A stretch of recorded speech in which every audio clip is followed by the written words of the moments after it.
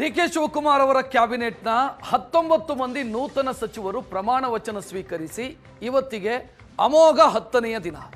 ಆದರೆ ಇನ್ನೂ ಕೂಡ ಖಾತೆ ಹಂಚಿಕೆ ಆಗಲೇ ಇಲ್ಲ. ಖಾತೆ ರಹಿತರಾಗಿ 19 ಜನ ಓಡಾಡ್ತಾ ಇದ್ದಾರೆ. ಇವತ್ತು ಆಗಬಹುದು ಅಂತ ಕಾಣಿಸ್ತಾ ಇದೆ. ಇವತ್ತು ನೂತನ ಸಚಿವರಿಗೆ ಖಾತೆ ಹಂಚುವಂತ ಸಾಧ್ಯತೆ ಇದೆ.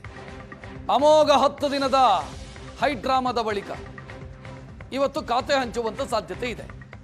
ಒಂದು ಸಂಭಾವನೀಯ ಪಟ್ಟಿ ಲಭ್ಯವಾಗಿದೆ, ಯಾರಿಗೆ ಯಾವ ಖಾತೆ ಅಂತ. ಚಲುವರಾಯಸ್ವಾಮಿ ಅವರಿಗೆ ವಸತಿ, ಅವರು ಕೃಷಿ ಸಚಿವರಾಗಿದ್ರು, ವಸತಿ. ಶಿವಲಿಂಗೇಗೌಡರಿಗೆ ಕೃಷಿ ಖಾತೆಯನ್ನು ಕೊಡಲಾಗುತ್ತೆ ಅಂತ.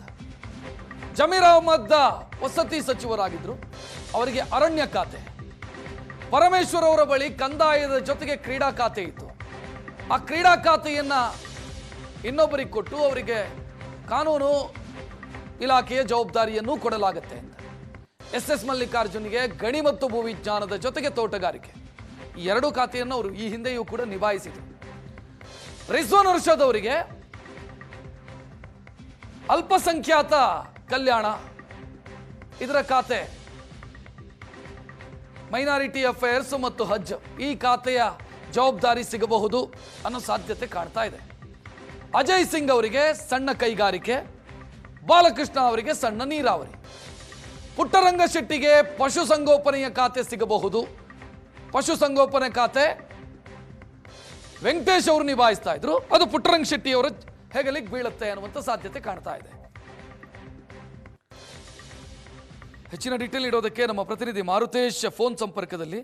ಮಾರುತೇಶ್, ಅಮೋಘ 10ನೆಯ ದಿನ ಇವತ್ತಾದ್ರೂ ಮಾಡ್ತಾರಾ? ಕನ್ಫರ್ಮ್ ಇವತ್ತು?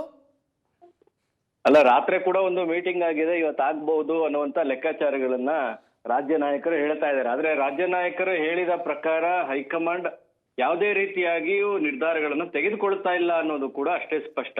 ಯಾಕಂದ್ರೆ ರಾಜ್ಯ ನಾಯಕರುಗಳಿಗೆ ಆತರ ಇದೆ, ಅಧಿವೇಶನ ನಾಳೆಯಿಂದ ಆರಂಭ ಆಗ್ತಾ ಇದೆ, ಖಾತೆ ಹಂಚಿಕೆ ಆಗ್ಬೇಕು, ಸಚಿವರುಗಳು ಖಾತೆದ ಒಂದು ರಿವ್ಯೂ ತಗೊಂಡು ಅಧಿವೇಶನಕ್ಕೆ ರೆಡಿ ಆಗ್ಬೇಕು ಅನ್ನುವಂತ ಚಿಂತೆ ರಾಜ್ಯ ನಾಯಕರಿಗೆ ಇದೆ. ಆದ್ರೆ ಆ ಒಂದು ಬಿಸಿ ಅಥವಾ ಆ ಒಂದು ಆತುರತೆ ಹೈಕಮಾಂಡ್ ನಲ್ಲಿ ಕಾಣಿಸ್ತಾ ಇಲ್ಲ. ಅದು ಯಾವ ಕಾರಣಕ್ಕೆ ಅನ್ನೋದ್ರ ಬಗ್ಗೆ ಯಾರಿಗೂ ಕೂಡ ಒಂದು ಐಡಿಯಾ ಕೂಡ ಸಿಗ್ತಾ ಇಲ್ಲ.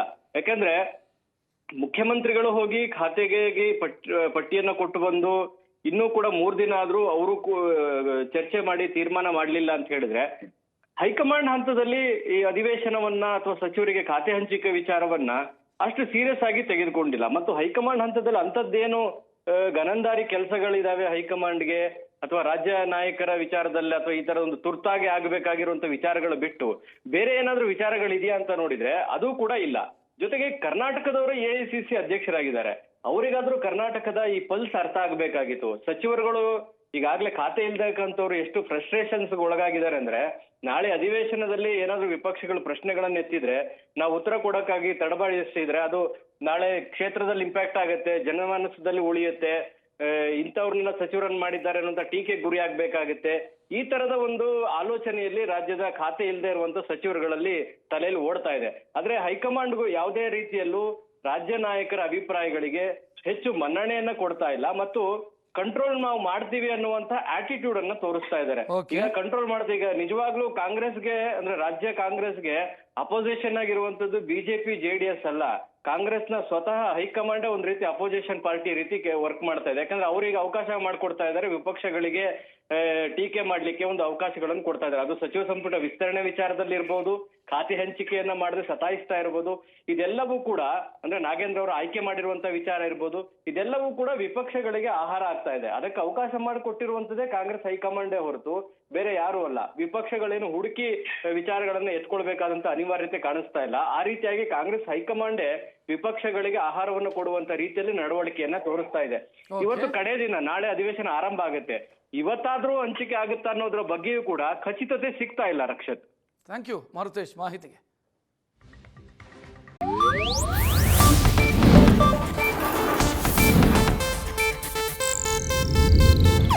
ಇದು ಏಷ್ಯಾನೆಟ್ ನ್ಯೂಸ್ ನೆಟ್ವರ್ಕ್ ಪ್ರಸ್ತುತಿ.